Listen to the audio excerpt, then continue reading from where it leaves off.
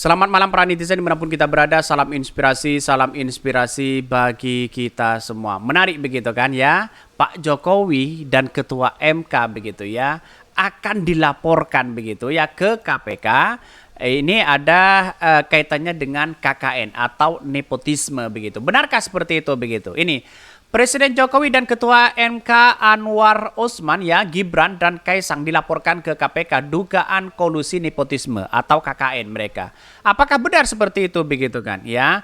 Tapi jangan coba-coba melaporkan Pak Jokowi, Gibran ya Ketua Umum MK kalau tidak ada alat bukti sama sekali begitu. Mengapa saya katakan seperti itu? Bisa ya bisa apa intinya begitu, masyarakat sudah paham ya, dalam artian apa, karena mentersangkakan orang itu kalau tidak ada alat bukti begitu kan, itu tidak bisa begitu kan, bahkan dia akan blunder, akan dilaporkan balik mereka begitu ya. Jadi artinya apa? Artinya selama ini pertarungan politik semacam ini begitu kan ya, wajar begitu dalam demokrasi begitu. Tetapi berani melaporkan, juga berani ya menanggung akibatnya begitu. Jangan heran, ini kekuatan supremasi yang luar biasa begitu kan ya. Mulai dari segi hukum begitu kan ya, mulai tanpa alat bukti dan sebagainya. Yang mau dilaporkan KKN ya, solusi apa, kolusi dan nepotisme itu dalam segi apa coba? Saya hanya memberikan edukasi. Saya tidak mendukung siapa-siapa. Cuma kami memberikan edukasi kepada masyarakat. Kalau melaporkan Pak Jokowi, melaporkan Gibran, melaporkan Kaisang, melaporkan Ketua MK, kita harus ada kajian-kajian tertentu mereka, apa yang dia langgar untuk mereka. Konstitusi, ya MK misalnya begitu, ada undang-undang mereka yang melanggar itu. Ada Pak Jokowi yang kemudian menuduh nepotisme atau KKN, apa coba bayangkan begitu ya. Inilah pada hakikatnya masyarakat Indonesia kalau melaporkan hati-hati ya. Ya bisa saja menjadi blunder begitu kan. Saya hanya mengedukasi mereka begitu. Dalam artian jangan takut untuk siapapun begitu yang melakukan nepotisme, KKN dan sebagainya begitu kan. Tapi setidaknya begitu kan, kalau Pak Jokowi dilaporkan begitu kan ya, bisa saja akibatnya presiden terburuk begitu sepanjang sejarah begitu kan, sejarah Indonesia. Kenapa? Karena tidak ada sejarah-sejarah yang dulu begitu kan ya.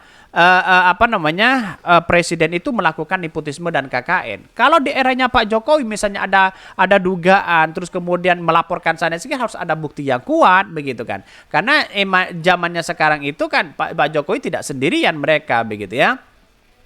Biar ya kalau cemburu ajuin aja anakmu jadi cawapres, laku nggak? Ini komentar-komentar netizen begitu. Laporin aja ke Satpam ya katanya begitu. Nah, iki kan dilaporkan KKN, setuju.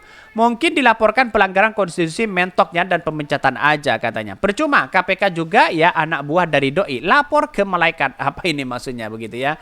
Dulu Soeharto jatuh dari KKN karena KKN salah satunya. Apakah Jokowi akan mengalami hal yang sama? Kita lihat saja begitu kan. Beredar penolakan-penolakan tertentu begitu, bagaimana ya penolakan people power banyak sekali sebenarnya begitu kan. Tapi pada hakikatnya sekarang tidak terbukti sama sekali begitu. Walaupun people power 2 tahun ya yang sudah digaungkan dan menggema di seluruh Indonesia, tapi kan tidak punya dampak sama sekali. Karena Pak Jokowi itu kuat, kecuali memang rakyat bergandengan tangan bersama-sama dengan Mbak Banteng di situ begitu ya. Ya, kita lihat saja apakah dia bisa begitu kan. Tetapi Pak Jokowi itu sangat kuat sekali. Nepotisme KKN misalnya begitu yang dituduhkan, dugaan-dugaan seperti itu, saya rasa ya kita lihat saja mereka begitu. Apakah mereka nanti bisa atau tidak begitu kan. Begitu pertanyaannya begitu kan ya. Dan menurut saya pribadi ya akan ditolak mereka laporan mereka begitu. Tapi walaupun ditolak harus menanggung konsekuensi mereka pribadi begitu kan. Ya pasti ada ya dari relawan-relawan mereka yang akan melaporkan itu begitu. Bahkan ini Presiden Jokowi, Ketua MK Anwar Osman begitu ya, dan Gibran dan Kaisang dilaporkan ke KPK dugaan kolusi nepotisme. Wah, ini kalau kena satu aja semuanya kena, karena dinasti politik itu seperti itu begitu. Kena satu semuanya kena mereka begitu ya.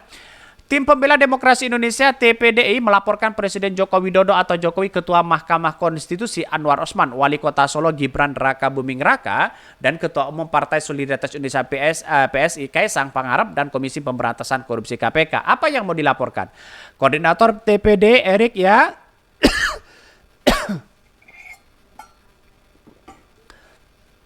Ini Koordinator TPDI Erik Samuel Pat ya mengatakan bahwa laporan tersebut berkaitan dengan dugaan ya tindak pidana kolusi dan nepotisme. Tadi melaporkan dugaan tindak pidana kolusi dan nepotisme kepada pimpinan KPK yang diduga dilakukan oleh Presiden RI kita Joko Widodo ya dan Ketua MK. Bahkan KPK telah menerima laporan tersebut dengan nomor ya informasi 2023A begitu 04294 yang ditandangani oleh Maria Josepe ya. Erik mengatakan bahwa pihaknya melaporkan Presiden Jokowi serta Gibran Raka Buming Raka kepada ya KPK di situ begitu. Ada apa begitu kan ya? Apakah ini ada temuan-temuan baru kan? Kan begitu logikanya begitu ya. Artinya kalau kita melihat dengan itu kita lihat saja apakah ada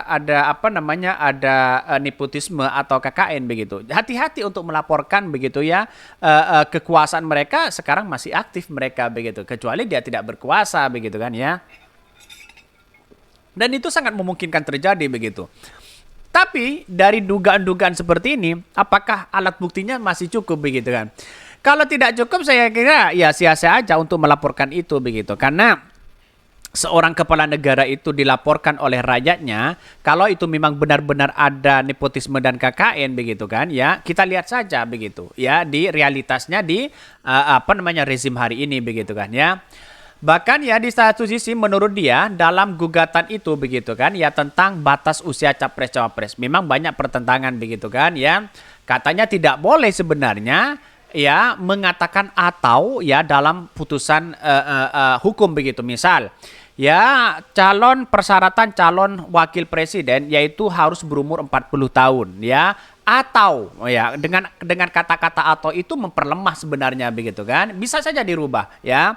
Atau pernah pengalaman menjadi kepala daerah begitu ya. Nah, dan disitulah ataunya itulah ya akan memperlemah katanya begitu. Kalau hukum itu biasanya syarat menjadi cawapres itu berumur 40 tahun.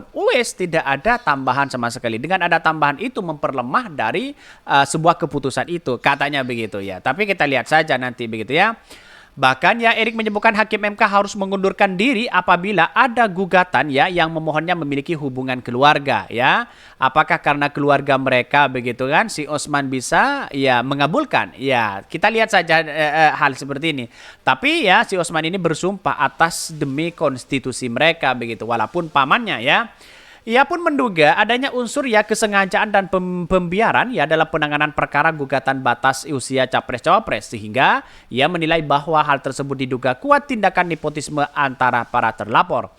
Bahkan nah ini yang melihat ya kolusi dan nepotisme antara ketua MK ya bahkan ya sebagai ketua majelis hakim dengan Presiden Jokowi dengan keponakan Gibran dan keponakan Kaisang ujarnya begitu ya. Kita lihat saja ya apakah ini benar nanti atau tidak begitu. Tapi yang jelas menurut saya pribadi adalah ya kalau dilaporkan sah-sah aja sebenarnya. Tapi kita lihat saja dampak konsekuensi dari mereka begitu. Jadi melaporkan itu benar-benar ada alat bukti ya, takut ada serangan balik mereka melempem begitu. Yang kena siapa coba bayangkan ya. Bahkan jangan coba-coba untuk mengkritik melaporkan sana sini begitu kan. Pak Jokowi itu tidak sendirian, itu kuat mereka loh begitu ya. Jadi kesimpulannya adalah semua hukum yang ada di Indonesia begitu sama di mata hukum begitu. Yang namanya keadilan sosial bagi seluruh rakyat Indonesia harus sama-sama ditegakkan. Kira-kira seperti itulah ya. Mungkin itu yang kami sampaikan ya, tonton terus channel Hodari Podcast Rakyat ini karena ada berita-berita menarik dan viral setiap harinya. Salam para netizen, salam inspirasi bagi kita semua. Jangan lupa di subscribe channel YouTube Hodari Podcast Rakyat ini.